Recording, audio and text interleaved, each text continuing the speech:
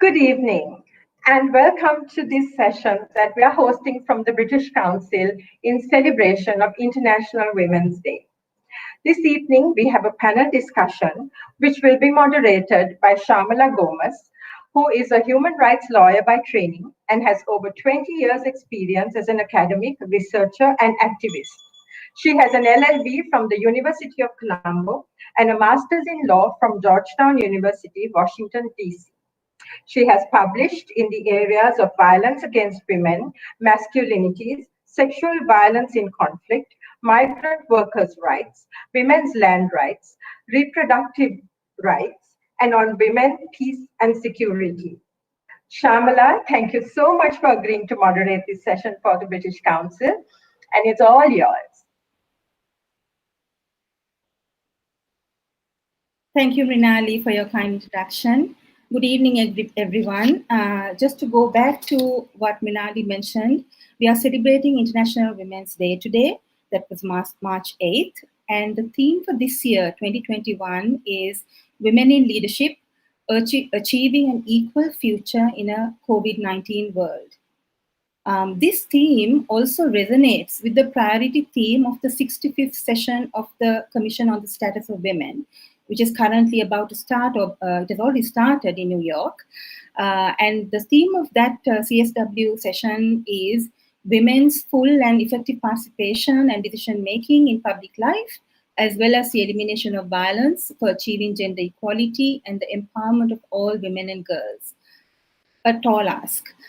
Similarly, the Generation Equality Campaign calls for women's rights to decision-making in all areas of life, equal pay, equal sharing of unpaid care and domestic work, and an end to all forms of violence against women and girls, and healthcare services that respond to their needs.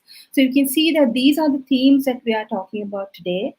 And I think before we get on to the formal sort of panel discussion, I just try to put down a few questions for reflection as we move into the panel and the discussion subsequently. If you think about the themes that I just mentioned to you, I think it's good to maybe think a little bit about what do these themes mean for Sri Lankans, as Sri Lankan women and girls? What does it mean for us? And I think, if you look at, for example, the theme on the IWD theme, which is Women in Leadership, Achieving an Equal Future in a COVID-19 World, I think it's very important that we look at the realities. The organization I work with, the Center for Equality and Justice, we work with war-affected women. And you can imagine, or maybe you can't imagine, the number of challenges that they have in terms of their daily lives. And this has been exacerbated, obviously, by the COVID-19 epidemic, because you find women, for example, female heads of households in the different localities in which the war was carried out, or those who have been indirectly and directly affected by the war. These are the Sinhalese women, the Tamil women, and the Muslim women. And the various challenges that they have, I don't think they even think about equality. It is a struggle to carry on their daily lives. And COVID-19 has just sort of magnified the problem 100-fold. That is one question I'd like to leave with you. The other is in terms of generation equality campaign. Now, if you think about equal pay, equal sharing of family responsibilities, etc. Looking at Sri Lanka's international record in the labor field or spectrum, we find that Sri Lanka has signed on to many international labor organization conventions. So we have signed on to maternity benefits, we have signed on to equal remuneration, night work for women, allowing for night work for women. But we have not signed on to, for example, the Convention on Workers with Family Responsibilities. We've also not signed on yet to a convention that talks about sexual harassment in the workplace. We've also not signed on to the part-time work convention. So these all have it impacts on Sri Lanka and the women and the men that work in the labor force. So how do we kind of include this in our conversations today? It's something I'd like to leave with you. The other is the whole issue of violence against women. Now, having worked in this area for over 20 years now, on researching and learning and talking about violence against women, I'd like to put to you for discussion, how much have we achieved today? Have we come halfway to even eliminating violence against women in this country? So with these questions, I'd like to introduce our panel today. We have a very distinguished panel, and I'd like to introduce them one by one to you. Please welcome Professor Nilanthi De Silva, the Vice Chancellor of the University of Kelaniya and the Senior Professor of Parasitology at the Faculty of Medicine. Prior to becoming the Vice Chancellor, she was Director of the Quality Assurance Council of the University Grants Commission. And before that, Dean of the Faculty of Medicine of the University of Kelaniya. Professor De Silva is a specialist in medical parasitology who has published very widely in over 100 papers in scientific journals. She's an expert advisor to the WHO, and in 2020, she was among the world's top 2% of research scientists in a list compiled by Stanford University, USA. She has also a very long-standing interest in education of health professionals. Welcome, Professor Nilanthi. We also have Lonari Rodrigo. She is the founder and designer behind House of Lonali, the brand for all who believe that there is unique beauty in every flaw. House of Lonali is a conscious designer brand that creates uncompromising fashion and style while caring for people and the planet. As soon as she graduated from the University of Northumbria, she decided to take the challenge of starting her own social enterprise, House of Lonali, as the first upcycling fashion brand from Sri Lanka's designing and crafting beautiful, unique pieces from textile waste. With a circular mindset, she minimizes the impact of production and consumption on the planet and creates a positive impact. Welcome, Lonali. Our third panelist is Maria Rahman. She is the country director of the British Council of Sri Lanka. Before joining the British Council team in Sri Lanka, Maria she worked for the British Council in Pakistan as area director of Punjab, leading a large office in this populous and strategically important region. And prior to that, led the reopening of the British Council libraries in Lahore and Karachi as Director, Libraries and Outreach. She has over 5 years of experience working for the British Council in South Asia and is a passionate advocate for the work we do in connecting young people to opportunities through its work in education, arts and culture, and English. Through this work, addressing the big global challenges of our times. Maria studied social and political sciences at the University of Cambridge. So I welcome all the panelists today. In terms of the proceedings for this evening, let me just tell you that the structure of the event will take place in this manner. There will be presentation. I will be asking 2 questions of each panelist in no particular order. And they will be responding to those questions. And I would kindly ask all the panelists to limit your responses to 10 minutes each so that we can have more time for discussion at the end of the presentations. So, and if you have any comments or questions, please put them in the chat and we can get to them after the panel discussion. So I hope that is okay with all of you who are listening in today, and thank you very, very much for coming in today. And we look forward to a very, very interesting discussion of some issues, and I think that which will interest all of you. Okay, so with the introduction, let me first ask Lonali some questions, and it will be great to for you to reflect on some of these issues and maybe also reflect a little bit on the introductory comments that I made in terms of your responses. So Lonali, as a young woman who runs a successful business venture, have you ever faced discrimination during your career? Good afternoon to everyone. I'm happy to be here addressing you all. So to start off, I think I would say not directly, not harsh discrimination. And probably the reason why I'm saying no is also because the criticism, that is negative criticism that I always get, is something that I take it positively. It comes negatively, it might be a discrimination. By the time it hits me, I think I take it quite negatively, and I think it makes me a bit stronger as a person. If somebody is trying to let me down because of a woman, I feel like it's a time to get up or like push it harder. So I always feel it like, no, I can do it. It's a little probably it's a very hard question to when I kind of answer sometimes.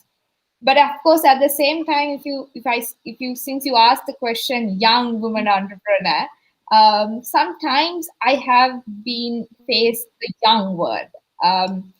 Looking a little young sometimes in a world of business has been, they try to kind of discriminate me, obviously thinking that I'm a little one, somebody is doing some kind of a business. So I would say that has been a bigger challenge to me than a woman, because every time they try to make the women thing, I would of course be more stronger and face it. But when you try to, put me down because I'm a small one, so I'm trying to do what, I mean, when I go like I'm trying to make change this world, they're like, how can you do that? You're small. Do you own a business? Are you a CEO? Are you like, they would look at me like you're a little kid. So they don't take the serious part of it. That I feel a bit hard. I faced it more than being at the woman part. But to be honest, I think I take it more positively. The discriminate, I don't take it as a discrimination. I kind of take it as a more negative criticism or constructive criticism. Okay, but do you feel that as a woman, as a young woman, that you have faced discrimination because you're a woman or because you're a young girl? I mean, is there anything that in your career that you faced in that sense? Not really. Not because of a girl. I would have faced like discrimination. No, not really. That's what I said. I'm probably not.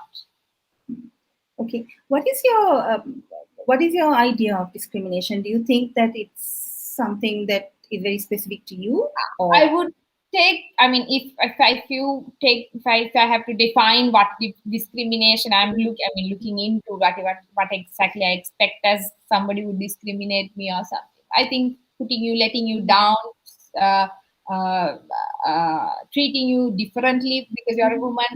I don't think I have been really faced as a woman. Because that's the way I look at it also. Even if they in their thought, I haven't probably got it because I don't take it in that way. So I think it's a very hard way. Even somebody's trying to put me down, I would say, somebody would say, don't do this because you're a girl, you can't travel in the night. That's their perception, but I would be like, no, I will do it. I mean, they put me down that I can't do it in a way, or that sort of a way, but I'm like, no, I can do it. I will do it somehow. So I think there's sort of that definition or the perception actually. Okay. Now that's interesting, because I guess there are different ways of dealing with discrimination, and I think you've mentioned your way of dealing with it. Maybe sometimes you don't even realize that you're being discriminated against, but you have ways of dealing with it. And thank you for that answer. I have a second question for you. How do you ensure that women and girls that work with you are not discriminated against? You must be having a team that help you with your work. Yeah. So in my work, what we do is mainly upcycling. So we work with waste and we convert the waste into beautiful products. That's the process of upcycling. And this process need a lot of love and time. And I think women have that in hand. They're born with the love and care. At the same time, skill in Sri Lanka, in our country, every woman can stitch. We have a machine at home. That's like a tradition. So in a culture like this, the women that I work with is mainly the cottage industry, informal sector. because this is a factory based. Obviously, it can't be given to another factory. We have to work with the people in the cottage industry level people. The first thing that we do is we offer them is the flexible working hours. I think you also mentioned a bit about it. When it comes to women, we offer that flexibility to spend time with their children. They will take them to their schools, bring them back, make their lunch, spend time with their parents, look after health. So they have that time. So they, at the same time, we also make them a bit more responsible, because if they have that free time, they also have that the mindset of, we have to somehow finish the work and earn some extra money. So it's about, giving them, both the opportunities to spend time, but at the same time making an extra income to uplift their livelihood. And we also provide the skill and the machinery whenever they need, so that it's kind of empowers them. So skill, actually giving a skill empowers a woman. That's just helps them to do what they like to do, earn from that. But the most interesting part that I think it's a part of our House of Lunali family is that the partner, supportive partner. In my personally, my husband helps me a lot for my business. He trusts me. He understands and let me do what I like to do. And I think I have seen it in my sewing, all my sewing semesters. There is one husband who cuts it and keep it ready for her to stitch.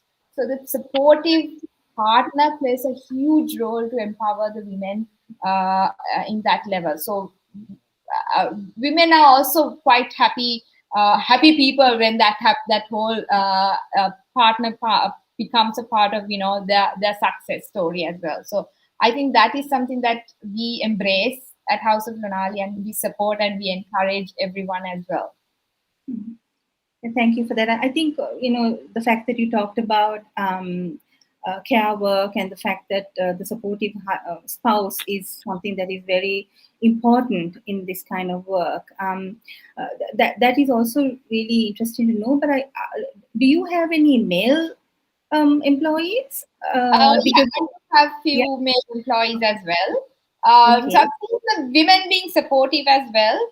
I think what is the beauty is mostly they share same interest and same skills, like skills or experience, I would say. So that has helped each other to kind of help their kind of, since he's also in the cutting experience, he will cut and he's ready for the wife to stitch, but he's the one who's at home looking after the child while the wife go and work and then come back, and then she will stitch my few of my clothes. So I mean, I think both ways. Then when the husband is doing, his husband is experienced tailor, and the wife would also support and look after the children. So this is, I think, a combination of good combination. Mm-hmm. I mean, in terms of the employees that you have, are there sort of, do they sort of work in a one combined sort of workspace? Does that happen? I mean, where there are different home base. Oh, okay. So there you don't have a base. Okay, fine. Yeah, so that makes sense, I guess. But obviously you put certain sort of measures in place to sort of make sure that they have certain privileges, and not really privileges, certain rights, I think, guaranteed to them. I mean, in terms of sharing responsibilities, making sure that they have time for their other household responsibilities. So that is, I think, a wonderful model to follow. But thank you for that. We will come back to you, Lunali, a little bit later. And we can go now to Nilanthi, Professor Nilanthi. So I have two questions for you as well. The first is, as an academic, researcher, and medical specialist, in your opinion, what challenges do female university students face in terms of gender discrimination, in your opinion? Okay, so let me say that my work has been throughout the last 30 years in the state university system in Sri Lanka. And particularly at the University of Kelaniya. I've been in Peradeniya for a few years, but mostly at Kelaniya University. And if we take the undergraduate, let's start with the different kinds of categories of people that we have within the university system. If you take the largest number, that is the undergraduate students, the majority of them are female. So it depends on the faculty, but even in the medical faculty, which is my base, about 60% of our students are female. And then in the arts faculties, social sciences, humanities, about 80 to 90% of the students are female, as against perhaps the science faculty and the computing and technology faculty, and even the commerce and management studies, where the female predominance is a little bit less. So in terms of numbers, because of our state university admissions policy, we don't have a great deal of discrimination in input. Among the staff, academic staff and the non-academic staff as well, I think the majority, not such a big difference, but definitely the majority are female employees. And this is again because the state employment policies are basically, as I see, gender blind. And so in that sense, there is no discrimination. However, I would say this, that within the university system, which is a part of our society at large, I have noticed this over the years, that although we have large numbers of female students, and they're very active in many different ways, when it comes to looking at speaking out for on behalf of the student population, or your as academic staff, your rights, or as non-academic staff, that part of the conversation is always led by men. The women seem to remain silent. And even in situations where, for example, in our medical faculty, at one point we had a situation where we started off with a greater proportion of boys, young men, and so we had more hostel places for young men, but over a period of 10-15 years, that ratio changed. And then we needed to have more hostel places for girls. But we were trying to make this change. The girls just would not speak out. And after I became dean, I'm afraid I just said, I'm not waiting for anybody's requests on this. I'm going to make sure that equal proportions of female and male students have hostel places, because, that's only fair. And so we had to change some of the young men's hostels to female hostels. And once that decision was announced and the principle was laid out, there was no protest from anywhere. So it just, it just happened. And again, if I look at, say, for example, student representation in student societies, subject-based societies, there are enough office members, office bearers, presidents, secretaries, and so on, very active in co-curricular activities.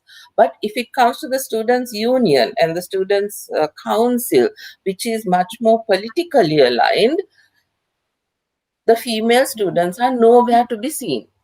And I think this is part of that continuum where in our Sri Lankan society, the political empowerment side, there is gross underrepresentation of women.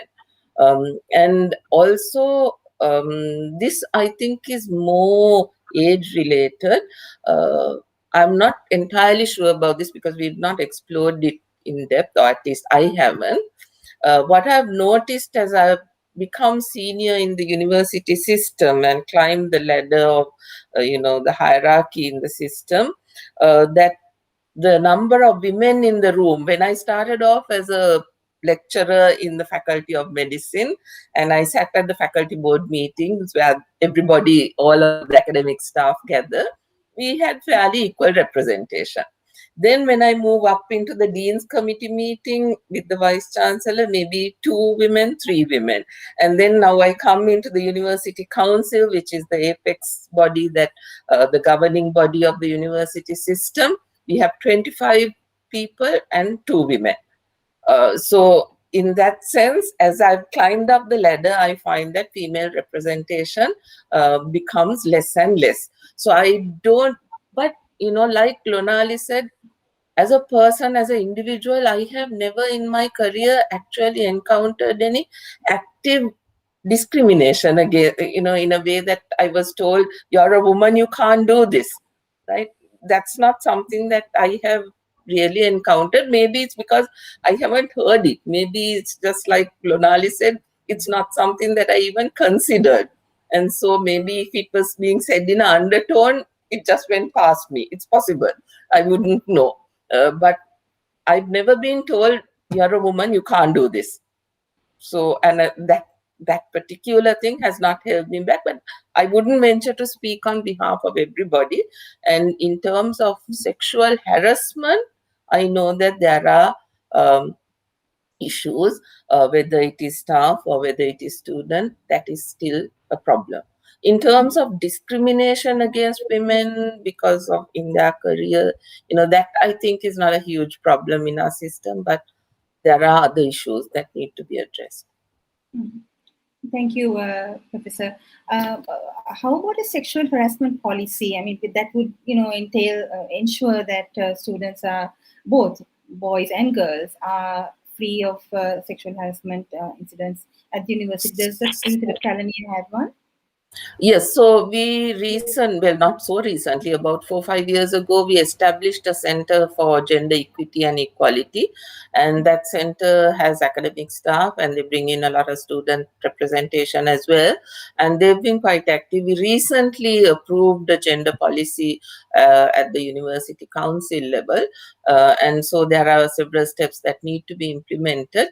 I've had a couple of complaints coming into, I've been in the Vice Chancellor post only for 6 months, but I've had a couple of complaints coming into me regarding sexual harassment, and I have been, I've not been hesitant in ensuring that we've inquired into the matter and taken disciplinary action where necessary, because I am pretty sure that for every complaint that comes, there are 10 that nobody talks about, or perhaps even more.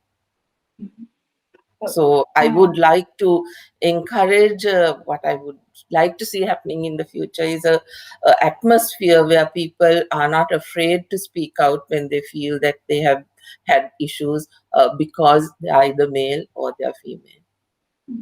What about during ragging and the discrimination that takes place, including sexual forms of discrimination? I think, have you any opinion on that? Because during the ragging, there are incidents, obviously. I mean, it happens everywhere. And I have been part of the university system as well. And Colombo University law faculty, for example, when I was teaching there were quite a few incidents of sexual forms of ragging as well, which is obviously now covered by the law. But I mean, as to whether it reaches even the law faculty or any other university is a different question. But well, it goes back a long way. And when I was a medical student, I was ragged. And I do think that some of that ragging takes place because our students don't have the social skills with which to approach somebody of the boy doesn't have the social skills with which to approach a girl and talk to that girl in a civilized fashion, if I were to say. And so they use this other tool as a means of some kind of social contact, right?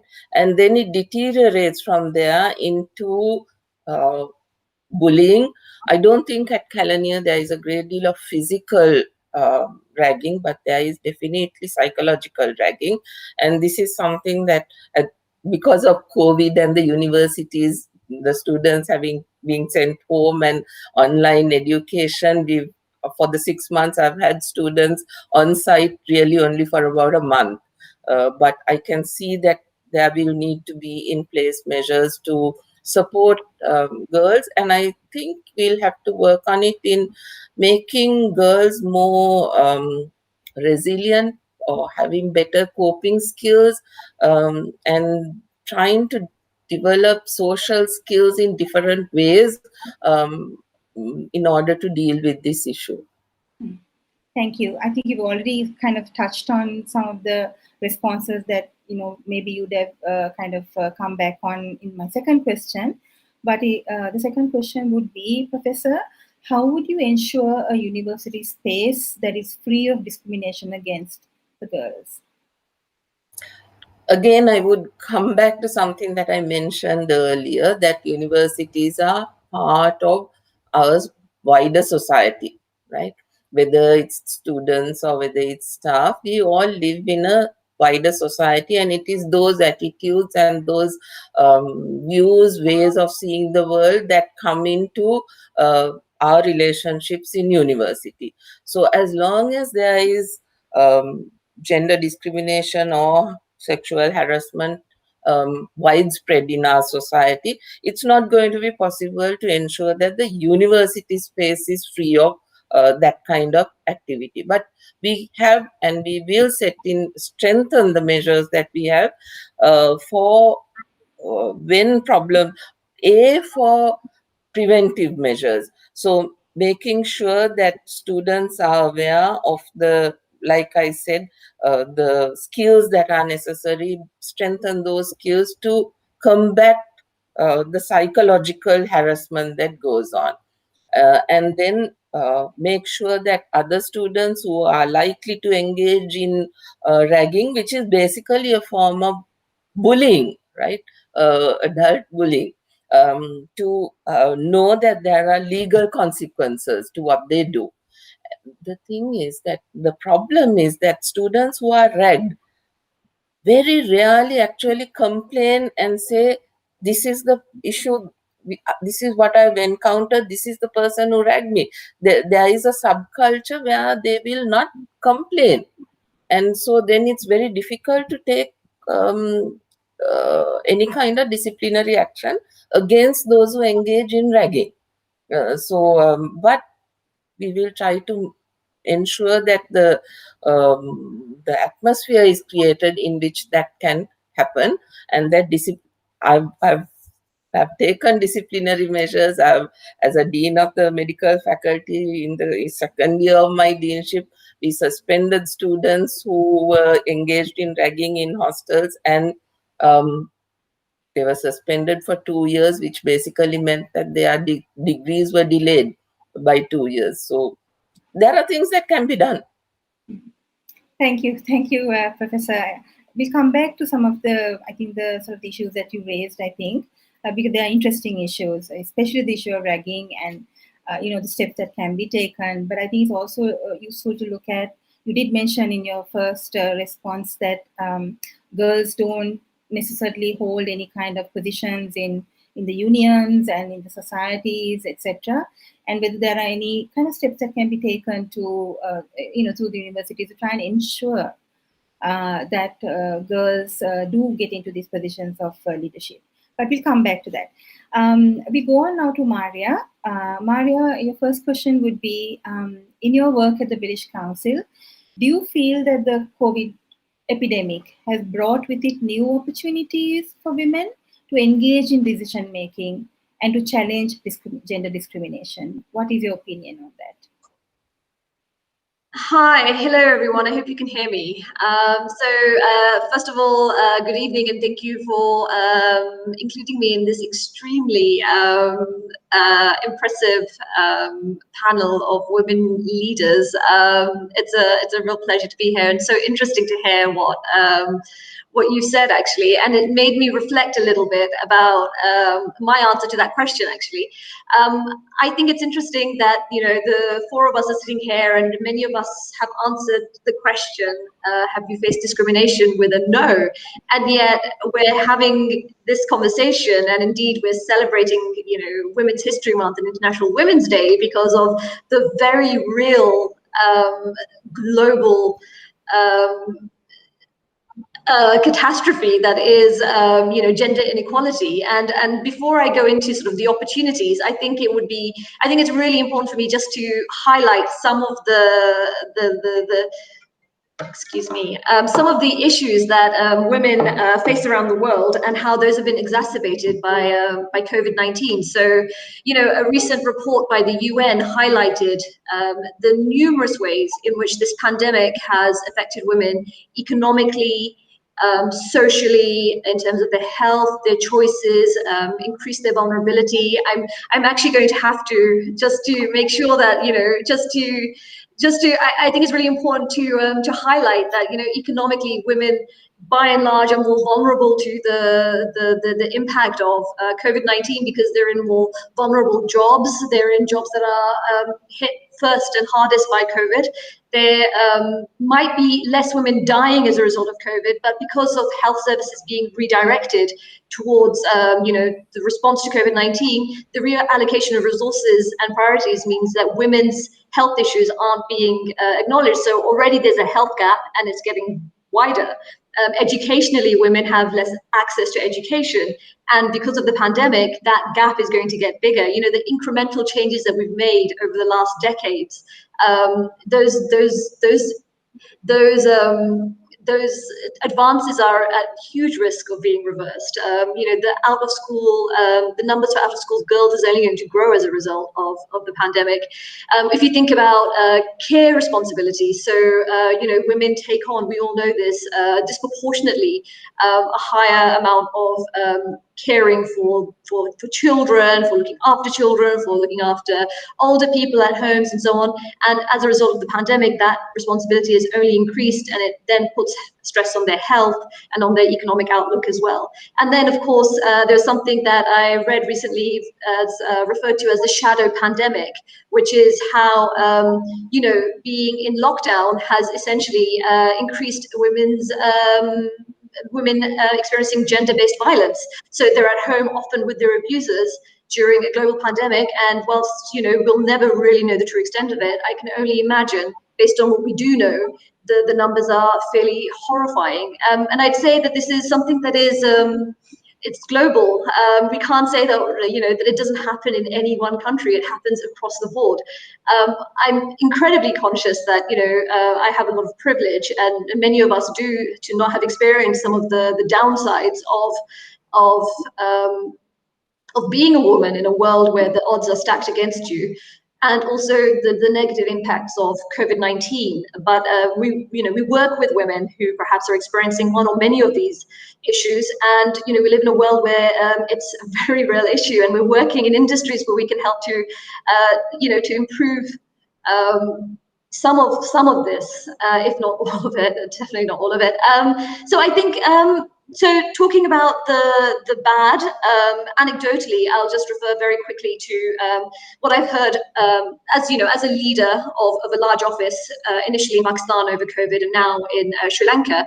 I know that my colleagues have struggled with managing the work-life balance, because they are taking on disproportionate amounts of care work. They're taking on the schooling of their children as schools have shut down, and on top of that, they're doing a full-time job. And of course, the fact that they've been able to do it remotely and from home means that they've just about managed to do it, but there is an excessive and extra pressure on them as a result of that. And informally, they will talk about that, about how being at home hasn't made work easier, it's made work harder. And it's ironic because a lot of men will say the opposite. Being at home has actually been kind of great. They've managed to spend a bit more time with their kids than they usually do, or they've had a bit more time, there's less commute. But women have a more complicated relationship, I think. They don't have the mental space to deal with their job, because they're also dealing with all the domestic labor that they're basically responsible for as well.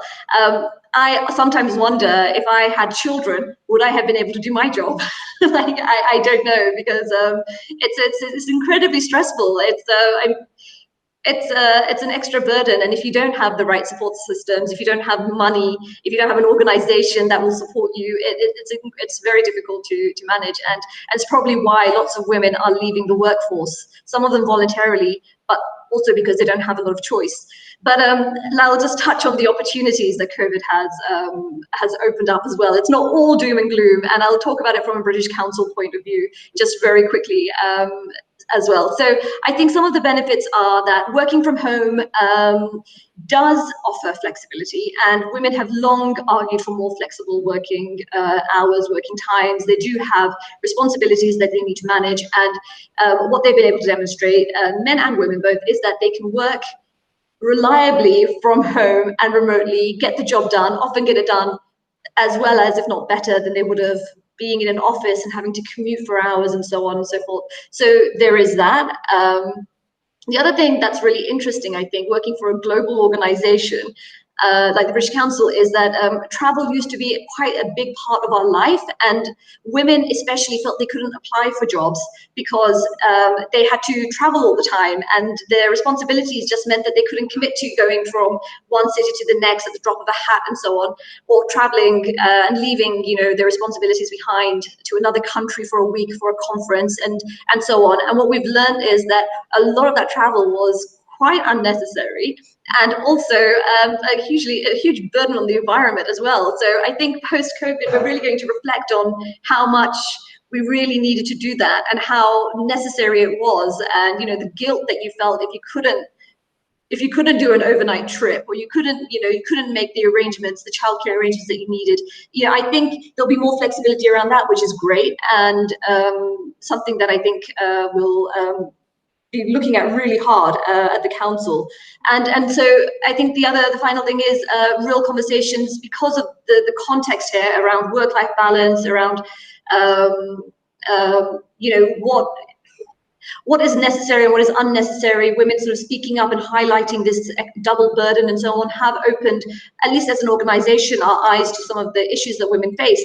And because it's a global organization with, you know, over 100 offices around the world, what's really striking is the issues are quite similar across the board, and we're in a position as an organization to respond to those. So there is an opportunity. The opportunity is that we acknowledge that there is a problem, and then we take it seriously, and we have the right commitment and the will to address it. So this is the moment, I guess, to either ignore the underlying inequalities and structures that make it so hard for women to succeed, or we address it and we try to sort of overcome the huge step we've taken backwards. I'll leave it at that. Thank you. That was a very comprehensive response to my question, I think. And I think you've already touched on this, but maybe you could elaborate a little bit, Maria. My second question is, what are the measures in the workplace that can be put in place for women to better engage in decision-making processes and to take on leadership positions, in your opinion? So, yeah, I think I touched on it. I didn't want to talk about this too much, but I will say that the most important thing that we can do, I think, and the pandemic, I think, globally has shown us, is that we should have women at the decision-making table. So, you know, there was a report, I think, in the UK quite recently that said that the way that we initially responded to COVID-19 in the UK could have been better if we'd only included more women in the policies that we laid out. I think, you know, you can see that in small ways and in big ways. So what was interesting in the UK was a huge controversy around the beauty industry, which is a woman-led industry, which brings in millions, if not billions of pounds to the economy every year. And yet it was a real struggle for those businesses to reopen because they weren't represented. It's a woman-led industry. And so, you know, barbershops for men were open, but women couldn't, like, you know, go to a salon, even though the practices were pretty much on a par and, you know, very, very safe, actually.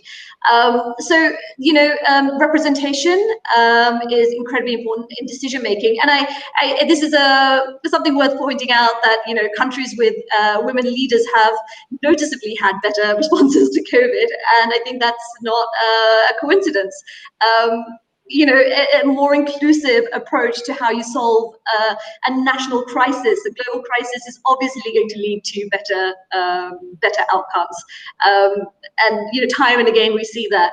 I think the other thing is your policies. So we can talk all we like, but unless what we say is backed by an equalities policy, a policy on, you know, for example, sexual harassment, policy on bullying, policy on working from home, flexible working, and so on, we won't be able to really, we're just talking and we're not really putting our money where our mouth is. And as an organization, the council has made huge strides.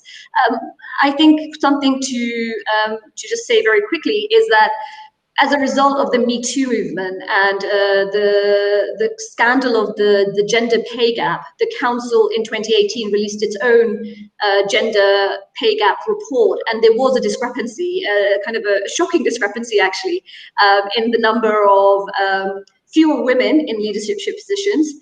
And the fact that there were lots, I mean, we have a lot of women working for us, but most of them in junior positions, and then more of them leave.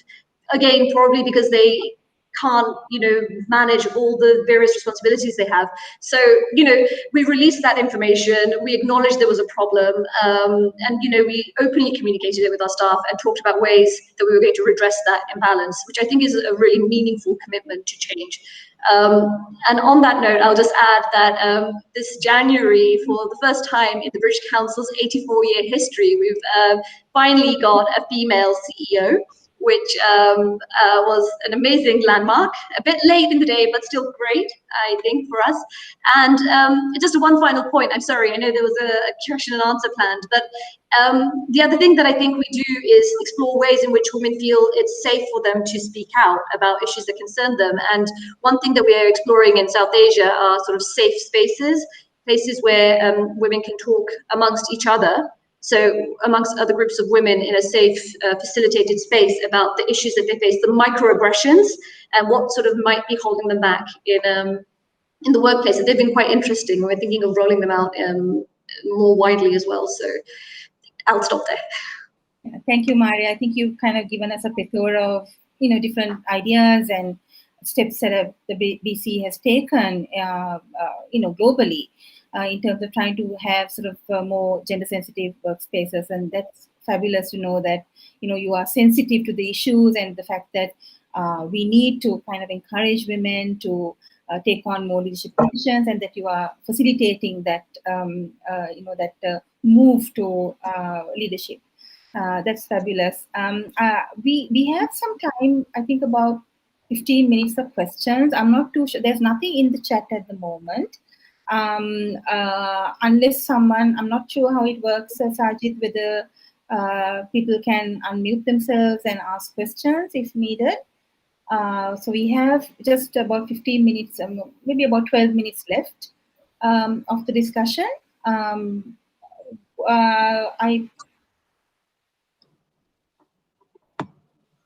maybe you can tell us what we should do, or we can just go on and maybe have a few more questions, posed to the panelists, so that we can maybe close soon in the next 10 minutes or so. We will wait for some questions to come in on the chat, if any. Okay.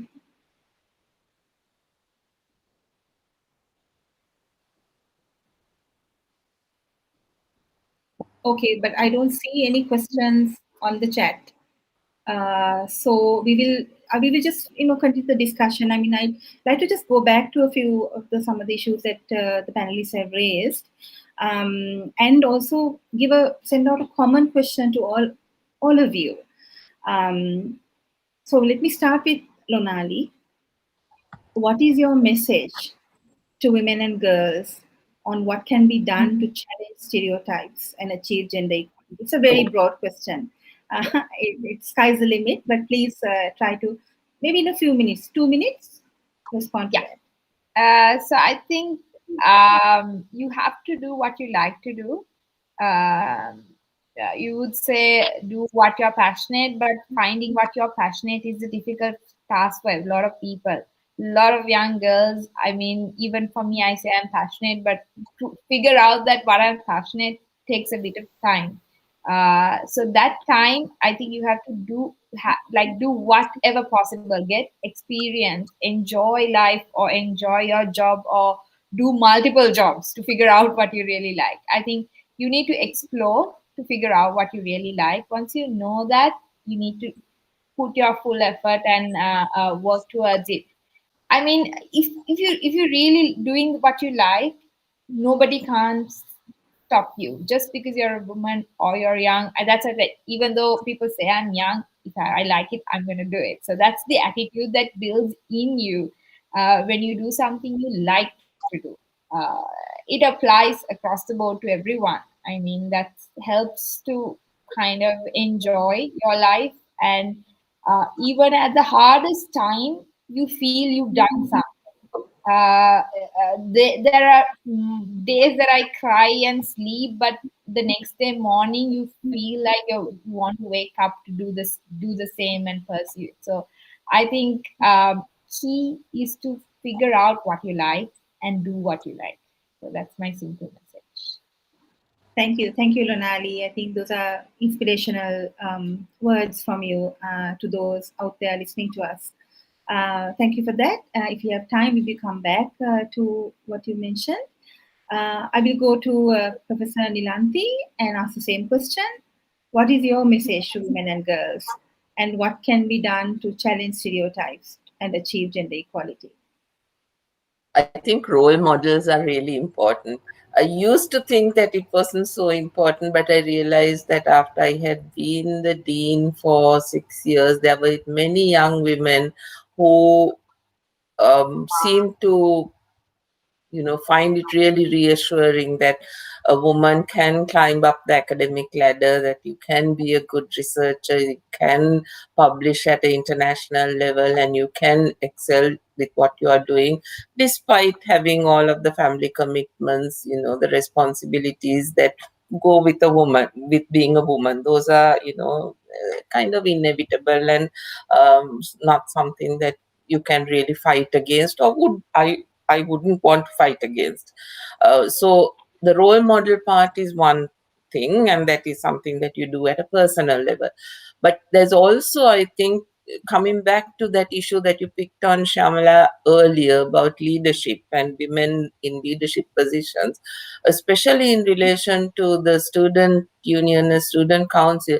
I think maybe starting with a quota system could be helpful in ensuring that you at least sometimes it's almost forcing a few young women, forcing the young men to accept that there is a need to have women at the table, because I am really convinced that men and women bring complementary abilities to the table, and you need to have both sexes working together to a common goal in order to achieve that goal in the best possible manner. So that's really important. I'll stop there. Thank you, Professor Nilanthi. In fact, I had written down here quotas to ask you, but you brought it up yourself, and I think it's really a fantastic way to ensure that both men, all the young girls and boys, student population engages in in various leadership roles. For example, the DRAMSOC, the university DRAMSOC, or whether it be the literary societies, or you have different clubs that students are part of, and maybe one way is actually looking at a quota for girls to be in the leadership, in the committees, in the main committees. So thank you for bringing that up, and that's I think something that really should be thought of by the universities in terms of making sure that women also come into these equations. We have a few questions before I go to Maria. We have a few questions in the chat. Two questions actually. One is from Safra Anwar, and she asks, a lot of women struggle with the harassment they go through in their daily lives due to double standards. How do you feel women should prepare for such struggles?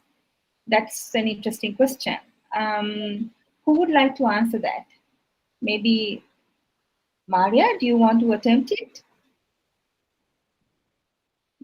Oh, I don't know how you should prepare for those struggles. And in all honesty, I feel like we're born with them, to be honest. Like from an early age, a lot of us experience double standards, the onslaught of the media, the beauty standards, laws, legislation, and so on is there around us. Daughters and sons treated differently often, and so on.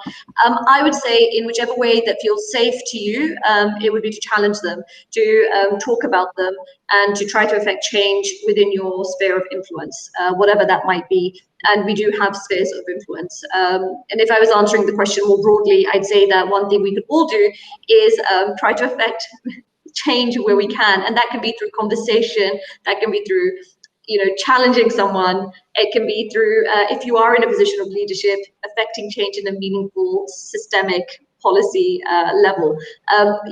In some ways, experiencing it means that you're sensitive to it, and you can make a world in which maybe other women don't have to experience the same thing. So I guess that's my advice to you. Thank you, Maria. We have one more question in the chat, and it's a bit of a broad question. So maybe I'll ask Professor Nilanthi, and very quickly, in 1 minute, because we have to close very soon. Gishan asks, what are the laws that the government should create to have feminism in society? Thought-provoking question. That's a question for you. To be honest, I am not an advocate for feminism, right? At least what I have understood of what the concept of feminism is. But I am certainly an advocate of and a firm believer in equity, right? I don't think women and men aspire to exactly the same things, but I do believe that they should have the same opportunities to achieve what they want to achieve. What they want to achieve may be different, but they should have the same opportunities. And so I don't know about the laws that government, maybe that the flexible working hours part of it could be helpful. But from what I've seen in Sri Lanka, some of the laws, the legislation that has been brought into place actually which are ostensibly to protect women, don't really do that function. And then there are things like about if a Sri Lankan woman marries a non-Sri Lankan citizen male, that person doesn't have the same equal rights that if a Sri Lankan male marries a non-Sri Lankan female. There are laws that are very old that need to be really looked at carefully and revised, and our legislation is just not doing that. I think Shamala is better equipped to answer that question than I am. Okay, so two points I just had to, just flag here, and one is that I think in terms of the idea of feminism, there are many feminisms, and I'm sure we all relate to some of them. So I'd like to keep it that way. The other is in terms of equity. Being a lawyer, I believe in equality more than equity. So for me, equality is important. And we are talking about substantive equality. And there are different concepts that we can bring in there. But I think it's really important that, like you said, it's about creating opportunities for both men and women. And that is talking about equality, not equity. It is more equality. So, just to sort of flag that as well. But in terms of, I think it's difficult to have laws on feminism. I think what you're talking about, probably, Gishan, is the fact that we are talking about laws that would go towards achieving gender equality, or it could be that that do not discriminate against women. So, there are different forms of feminism. There are many, many schools of thought, and it's difficult to kind of talk about all of that here. But yeah, so we'll leave that there.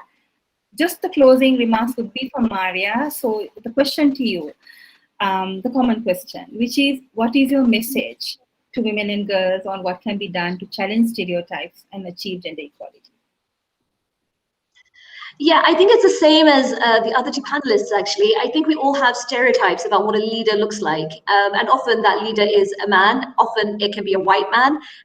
There was a study recently that sort of found that leaders and senior leaders tend to be taller than average, because in some ways we have an idea of what it means to be a leader. And in different ways, I think what we can all do is really challenge that stereotype. Leaders can be women, leaders can be young, leaders can have a high-pitched voice, or they can be short, and they can be caring, and they can be, they can be interested in fashion, or they can be, the important thing is that they're a good leader and they do their job well, and they inspire people around them. And in different ways, I hope that's what we're all doing. We're kind of widening that concept of what it means to be a leader, and affecting change and inspiring young men and women to really see the world differently and help to change the world as a result. Thank you. Thank you, Maria. I think the argument that you put forward applies equally to a judge.